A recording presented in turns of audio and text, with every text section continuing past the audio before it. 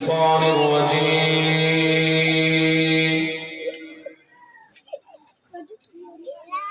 بسم الله الرحمن الرحيم.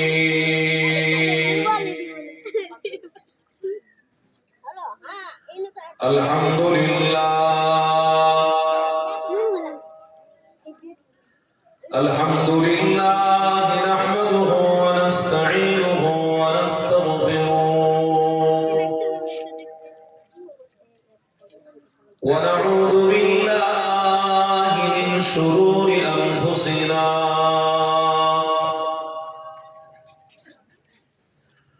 ومن سيئات أعمالنا.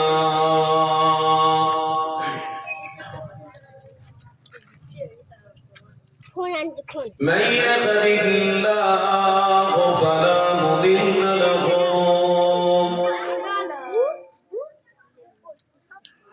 ومن يضلله فلا هادي له.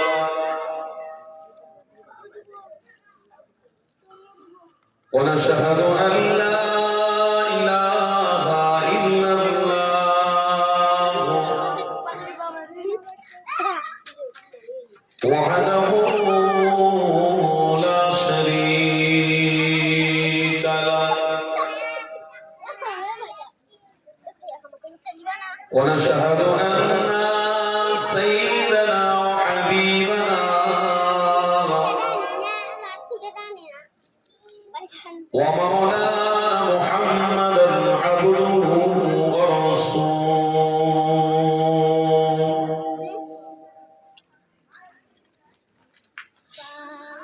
أما بعد فيا أيها الغادرون رحمنا ورحمكم الله.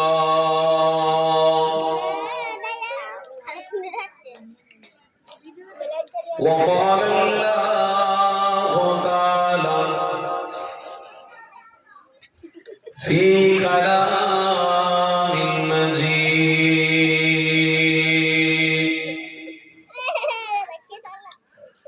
والفرقان الحميد.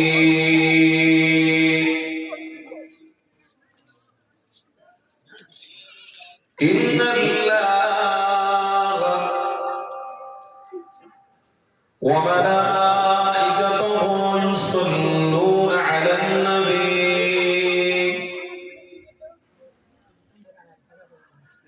يا أيها الذين آمنوا صلوا عليه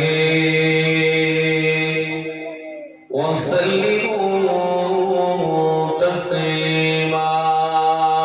اللهم صل على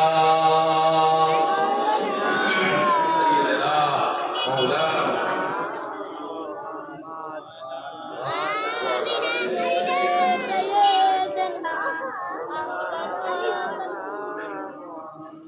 বলুন না সকলে সাল্লাল্লাহু তাআলা আলাইহি ওয়াসাল্লাম।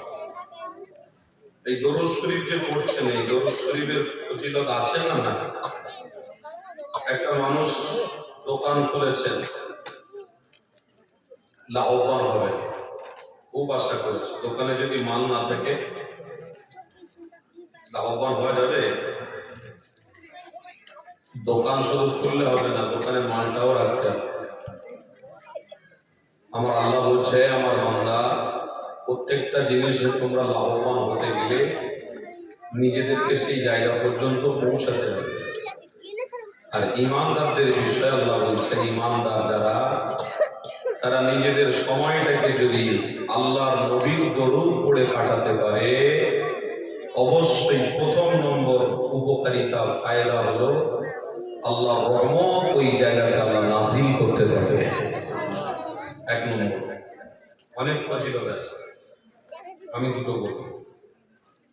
নাসাঈ শরীফের হাদিসের মধ্যে আছে, যদি আল্লাহর কোনো বান্দা ইমানি মাহফিলে বসে বসে দরুদ পড়ে, ওই দরুদের নজরানা নবী পাকের দরবারে আল্লাহ হাজির করিয়ে দিয়ে থাকে।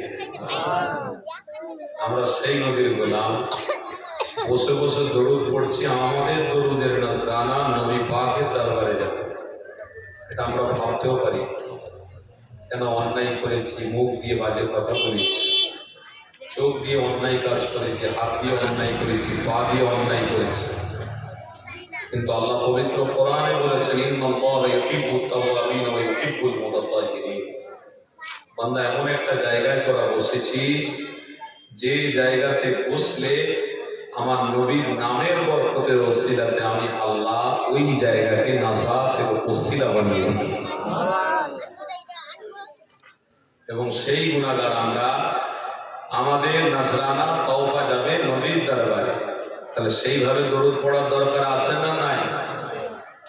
মিছি মিছি পচা পানিয়ে হাত ঢুকিয়ে দিয়ে যদি তুলে বলেন সাবান দিয়ে ধুয়ে ফেলেছি, না না, পচা পানি হাত দিয়েছেন মানে ও হাত আপনার ভাইরাস হবেই হবে।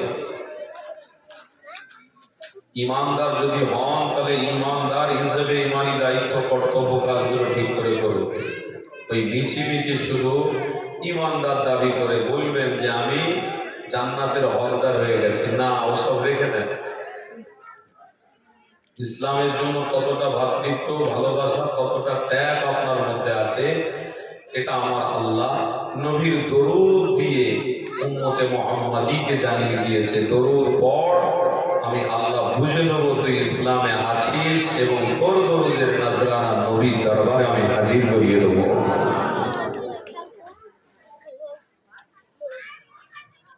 তিনতলা দশতলা ছাদের উপর থেকে অনেক কিছু দেখা যায়, অনেক কিছু ভাবা যায়, কিন্তু রাস্তায় যে চলছে তার চলা আর আপনার তিনতলা থেকে ভাবা, এই দুটোর মধ্যে আসমান জমিনের পার্থক্য আছে। মাইকের আওয়াজ শুনে অনেক কিছু ভাবা যায়, কিন্তু ইমানি মাহফিলে বসার মজা, দরুদ পড়ার মজা, আর বাইরে থেকে দূরে থেকে অনুভব করা আসমান জমিনের পার্থক্য আছে। এটা ঠিক না বলবো? তো সেই জন্য একটু জান খুলে প্রাণ খুলে দরুদ পড়বেন না? আমরা তো অনেক মানুষের মধ্যে মানুষ, লক্ষ লক্ষ কোটি মানুষের মধ্যে আমরাও মানুষ, কিন্তু আল্লাহ আমাদেরকে মানুষ হিসেবে আবার দরুদ পড়ার সুযোগ দিয়েছেন। বলুন আলহামদুলিল্লাহ। তাহলে একটু জান ভরে দরুদ শরীফ পড়বেন না? ভালোবাসায় দরুদ পড়বেন না? জান খুলে ভালোবাসায় প্রাণ খুলে দরুদ শরীফ পড়বেন। দরুদ শরীফ আল্লাহুম্মা সাল্লি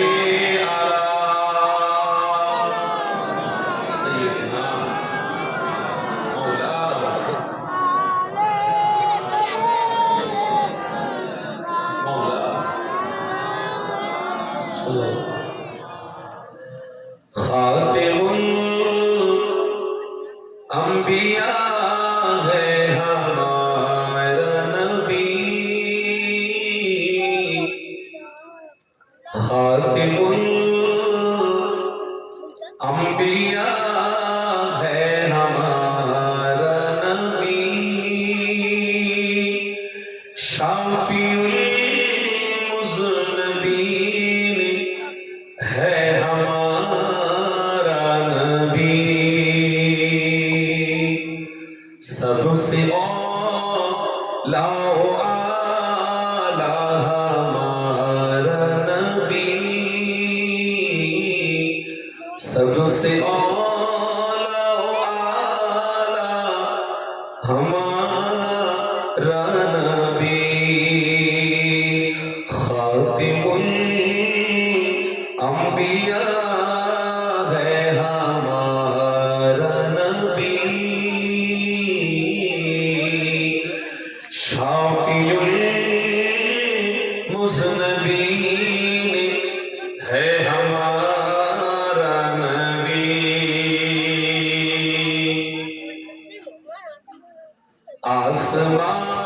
आसमानों ही पर सब नबी रह गए,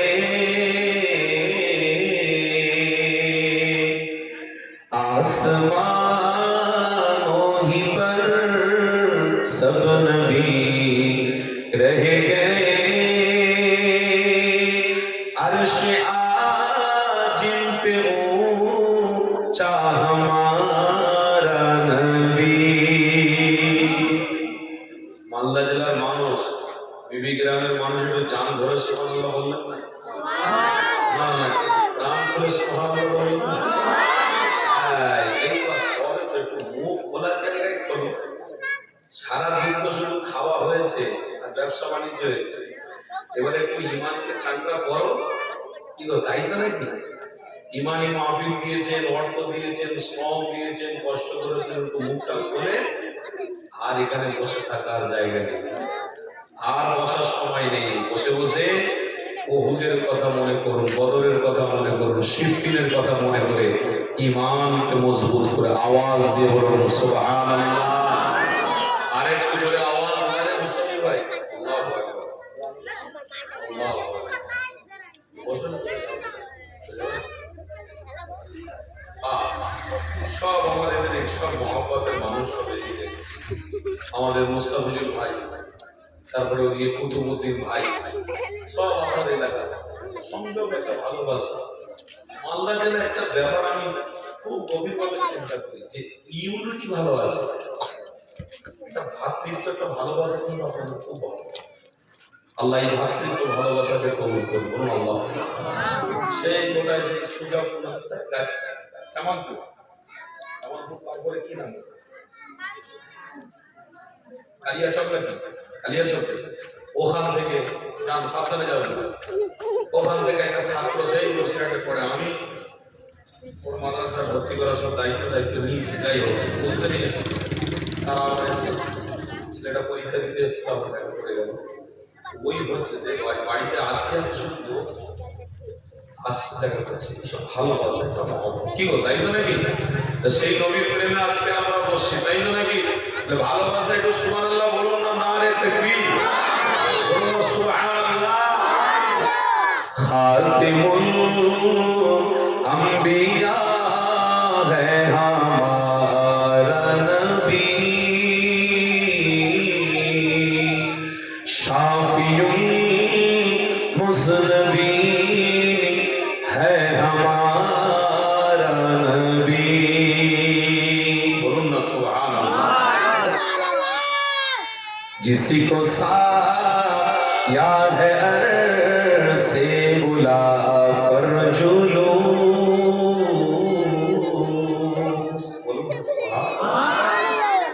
আল্লাহর ছায়া আছে মানে পর্দা, আল্লাহর পর্দা আছে। আর নবীর বেলা পর্দা তুলে জুলুস মানে খুশি করেছে আল্লাহ।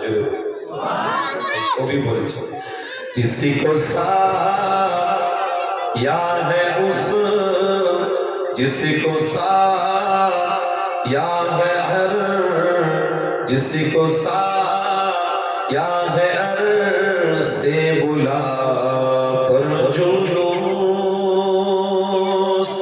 है सुल्तान वाला हमारा नबी, है सुल्तान वाला हमारा नबी। खातिमुल अंबिया है हमारा नबी, शाफियुल मुज़नबीन है हमारा नबी। सबसे आला हमारा नबी, सबसे आला हमारा नबी। आसमानों ही पर सब नबी रह गए,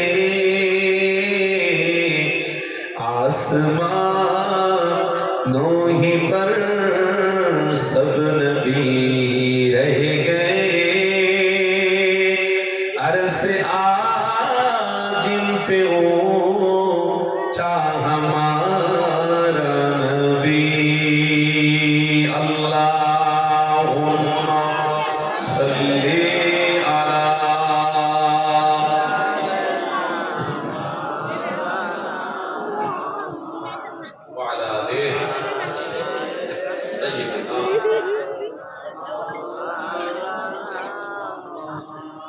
জোরে জোরে লা ইলাহা ইল্লাল্লাহ, লা ইলাহা, লা ইলাহা ইল্লাল্লাহ মুহাম্মাদুর রাসূলুল্লাহ। হাসবি রব্বি জাল্লাল্লাহ মা ফি কলবি গায়রুল্লাহ নূর মুহাম্মদ সাল্লাল্লাহ হক লা ইলাহা, আরো জোরে লা ইলাহা, লা ইলাহা ইল্লাল্লাহ মুহাম্মাদুর রাসূলুল্লাহ। আল্লাহুম্মা সাল্লি আলা সাইয়্যিদিনা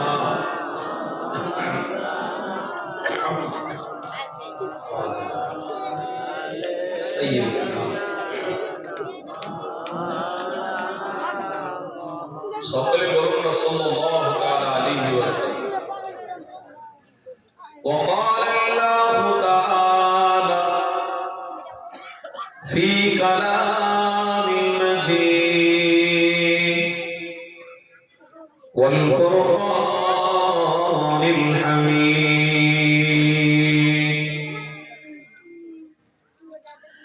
يا أيها الذين آمنوا اتقوا الله حق تقاته ولا تموتن إلا وأنتم مسلمون.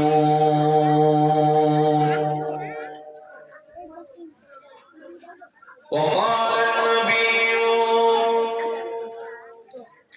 صلى الله عليه وسلم إن من عشرة الساعة أن يرفعوا علم ويثبت الجبل ويشرب الخمر ويزهر الزنا. صدق الله العظيم.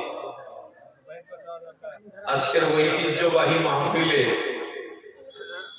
নির্বাচিত নির্ধারিত যোগ্য সভাপতি সাহেব,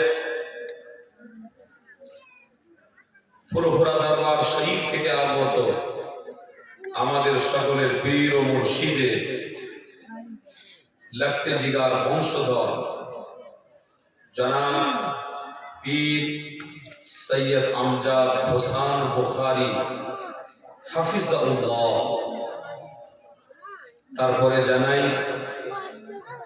সহসভাপতি, সেক্রেটারি, ক্যাশিয়ার সহ মাদ্রাসা সিদ্দিকিয়া কোরআনিয়া দারুল উলুম বিবি গ্রামের ঐতিহ্যবাহী মাদ্রাসা, এই মাদ্রাসার প্রধান কোন শিক্ষক জনাব মাওলানা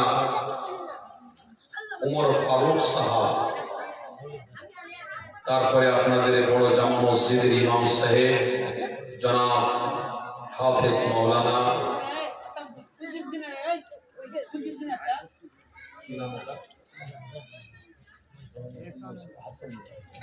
আহসানুল্লাহ সাহাব মাদ্দাজিল্লাহুল আলিয়া।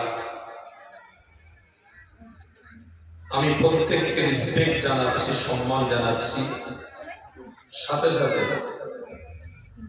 আজকের যারা আপনারা এসছেন এই বিবি গ্রামের প্রত্যেকটা জ্ঞানী, গুণী, বুদ্ধিজীবী, শিক্ষিত, ডাক্তার, মাস্টার, প্রফেসর, ইঞ্জিনিয়ার, আমার সম্মুখে যত ধরনের কর্মকার্মিক ধার্মিক আমার বাপ, আমার ভাইরা, পর্দার অন্তরালে আমার মা ও বোনেরা, যারা শিক্ষিত মানুষ, আজকের ইমানদার হিসেবে ইমানি মাহফিলে উপস্থিত হতে পেরেছেন, তার জন্য একটু জান ধরে শুকরিয়া আদায় করে বলুন আলহামদুলিল্লাহ।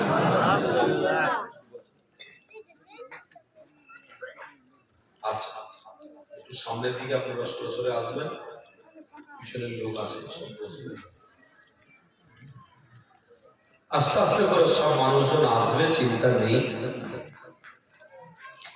কেন? এটার মধ্যে একটা গভীরতা লুকিয়ে রয়েছে।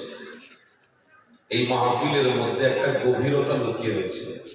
সেই গভীরটা আপনি চিন্তা করেও শেষ করতে পারবেন না। সেই গভীরতা হলো মুহাম্মদুর রাসূলুল্লাহ। জোরে বলুন সুবহানাল্লাহ। আজকের আপনারা আমার মুখ দেখতে আসেননি, আল্লাহ নবীর গোলাম হিসেবে আপনারা উপস্থিত হতে এসেছেন। আচ্ছা, আপনাদের বাড়িতে কি খাওয়াটা ভালো হয় না? হয়তো ভালো বিল্ডিং আছে না নাই? ভালো এসি লাগানো বাড়ি আছে না নাই? কি দরকার এই সমস্ত বাড়িগুলো ছেড়ে দিয়ে ঠান্ডাকে উপেক্ষা করে এরকম ছটে চুপ করে বসে আছেন? বিশ্বাস করুন, ওই জন্য জ্ঞানী যারা বোঝে তারা, যে বোঝে সে কেনে, যে বোঝে না সে কেনে না। আপনারা জ্ঞানী মানুষ বলে সবকিছু ত্যাগ করে এসে বসেছেন, এটার কারণ হলো আল্লাহ চলে তো যাব 3.5 হাত মাটিতে, ওই মাটিতে তো আসলেই বাড়ি। তো যাওয়ার আগে আপনার হাবিবকে মহব্বত করে ছটে বসে পড়েছি, যাতে যাওয়ার আগে আপনার বান্দার ওই কবরটা নবীর ওসিলায় জান্নাতের বিছানার ব্যবস্থা যেন হয়ে যায়। ওই জন্য এতটুকু ত্যাগ আমাদের অবশ্যই করতে হবে। আর যদি বলেন আপনি ইমানদার না, তাহলে আপনার ত্যাগের দরকার, আপনি আপনার জায়গায় থাকুন। আপনাকে ওলামারা ডিস্টার্ব করবে না, মাদ্রাসার ওস্তাদরা ডিস্টার্ব করবে না, কমিটিরা ডিস্টার্ব করবে না, কেউ ডিস্টার্ব করবে না, আপনি আপনার জায়গায় থাকুন। কেন? আপনি ভেবেই দিয়েছেন আর দুনিয়া মাজরিহাতুল আখিরা নয়, এই দুনিয়া হলো শান্তির জায়গা। যদি বলুন নাউযুবিল্লাহ। আর দুনিয়া মাজরিহাতুল আখিরা, এই দুনিয়াটা হলো ঈমানদারদের জন্য জেলখানা।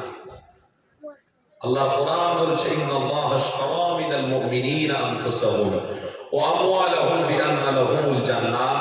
বান্দা দুনিয়ায় যদি জেলখানাতে বেশি বেশি করে না হেসে বেশি বেশি করে ওই জায়গায় বসে চোখের পানি ফেলতে পারিস, অবশ্যই আমি আল্লাহ তোদেরকে এই জেলখানা থেকে সুন্দর জান্নাতের ওই জায়গাতে আমি তোদের অপুরন্ত নিয়ামত দিয়ে ছাড় দেখে দেবো। জোরে বলবো। তবে শর্ত হলো তোমাদের দুটো জিনিস দিতে হবে। কটা জিনিস দিতে হবে? আল্লাহ কোরআন বলছে, ইন্নাল্লাহা আশতারা মিনাল মুমিনিনা আনফুসাহুম ওয়া আমওয়ালাহুম বিআন্না লাহুমুল জান্নাহ। আমওয়ালাহুম, তোমাদের জান আর মালটা দিতে হবে। তোমরা যদি সোনার বাড়ি তৈরি করো, ওই সোনার বাড়ি থেকে তোমার স্ত্রী কিন্তু বলবে নিয়ে চলে যাও, 2-3 দিন লাশ রাখলে পচে যাবে, রেখুনি বের করে দাও। বাড়িটা তৈরি করার সময় কষ্ট কার হয়েছিল? আপনার হয়েছে। এসিটা লাগানোর সময় কষ্ট কার হয়েছিল? আপনার হয়েছিল। মেহনত কার ছিল? আপনার ছিল। এখানে স্ত্রীর অধিকার কি আপনার ঘর থেকে বার করে দেওয়া? আপনার স্ত্রী বলছে, আপনার বড় ছেলে বলছে আব্বাকে বার করে দাও। তাহলে কেন? মরা মানুষকে নিয়ে বাড়িতে রাখতে নেই।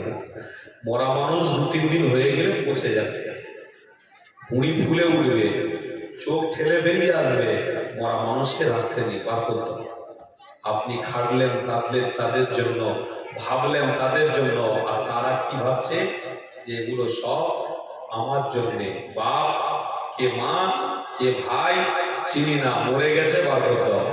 এখান থেকে ইমানদারদেরকে বলতে বুঝতে হবে, আপনার জান আর মাল সব কিছু দুনিয়ার টোটাল দায়িত্ব পৃথিবীর কোন স্ত্রী এবং স্বামীর হাতে, বাচ্চাদের হাতে নেই। সব কিছুর মালিকানা তেনার হাতে। তিনি হলেন আল্লাহ। তিনি কে? আমরা সবাই কি বলেছি? আশহাদু আল্লা ইলাহা ইল্লাল্লাহ ওয়াহদাহু লা শারীকা লাহু ওয়া আশহাদু আন্না মুহাম্মাদান আবদুহু ওয়া রাসূলুহু। এগুলো বলেছি না বলিনি? আবদুহু ওয়া রাসূলুহু।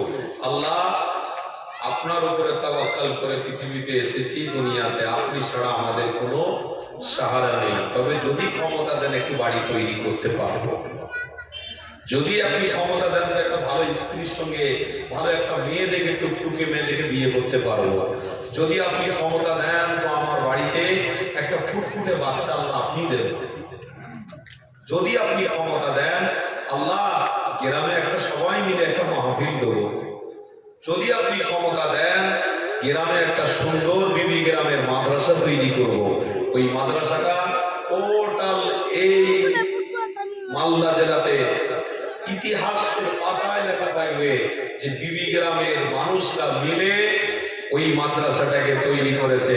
এটা ঐতিহ্যবাহী ইতিহাসের পাতায় লেখা থাকবে। শুধু দুনিয়ায় মানুষ চর্চা করবে না, আপনি চলে যাওয়ার পরেও কিন্তু পুরো সাদকায়ে জারিয়াত আল্লাহ আপনার হকটা কবরে রুহু পাকে আল্লাহ পৌঁছে দেবে। আল্লাহ চাইলে হবে। কথা আমার অসুবিধা হচ্ছে আপনাদের? কে চাইলে হবে?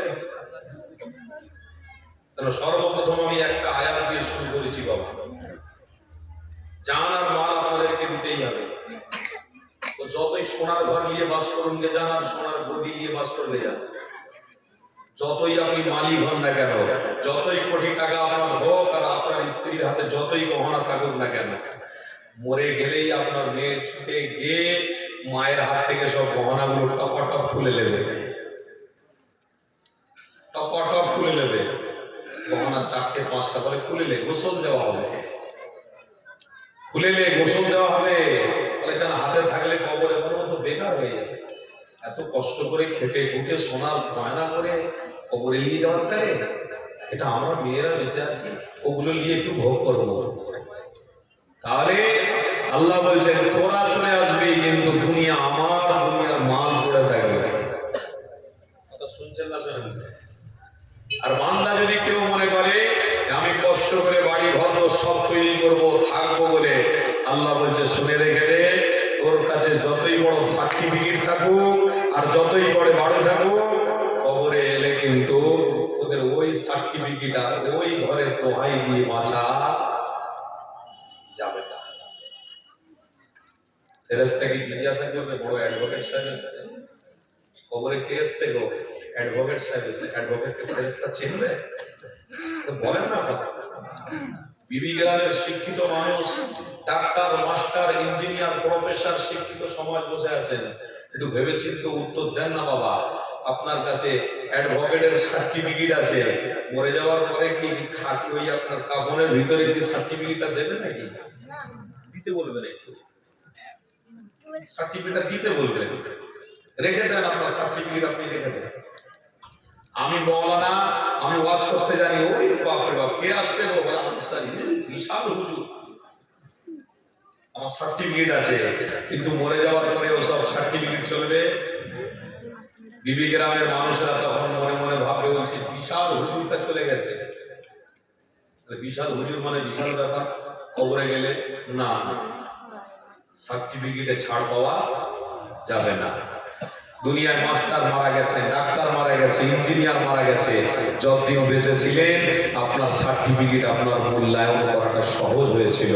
আপনার চোখ যেদিনে বন্ধ হয়ে গেছে, আল্লাহর ফেরেশতারা কোনো সার্টিফিকেট দেখবে না। নবীর গোলামদেরকে একটা সার্টিফিকেট আল্লাহর ফেরেশতারা দেখবে, সে সার্টিফিকেট ইমাম জানে রহমত মুস্তাফা মুহাম্মদে মুস্তাফা। আরেকটু ধরে বলবেন না? আজকে সেই নবীর ঘরের মাদ্রাসা জলসা হচ্ছে, মন খারাপ করলে হবে? বলে নবীকে খুব ভালোবাসি, তাহলে মাদ্রাসায় জলসা আসেনি? বলে না রে ভাই, কাজের চাপ এত এত কাজ, ও কাজের বাহানা দিয়ে যেদিনে তোমার পেশাব কিডনি খারাপ হয়ে যাবে, সেদিনে ডাক্তার বলবে বেড রেস্ট। কি বলবে? বেড রেস্ট, বেডে শুয়ে রাখো, ও উঠতে পারবে না, কিডনি খারাপ হয়ে গেছে। সব সময় বলতো কাজ কাজ, পেশাব করার সময় নেই। বলে নবীকে খুব ভালোবাসি, নবীর ঘরে মাদ্রাসা জলসা হচ্ছে তো। বলে কি গো আব্দুল জব্বার ভাই যাবে না? বলছে ভাই খুব কাজে ব্যস্ত। বাহ, আপনার উচিত ছিল আজকে সব কাজকে ত্যাগ করে নবীকে মহব্বত করেছি, নবীর ঘর মাদ্রাসার জলসায় যদি আসতে পারি, ইনশাআল্লাহ আল্লাহ চাইলে কবরের মধ্যে ওই সার্টিফিকেটটার ওসিলা দিয়ে আল্লাহ জান্নাতি বানিয়ে নিতে পারে। আরো চিল্লে বলুন।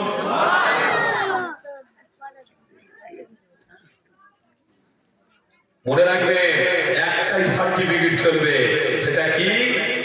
মুস্তফা জানে রহমত। কোন সার্টিফিকেট চলবে গো?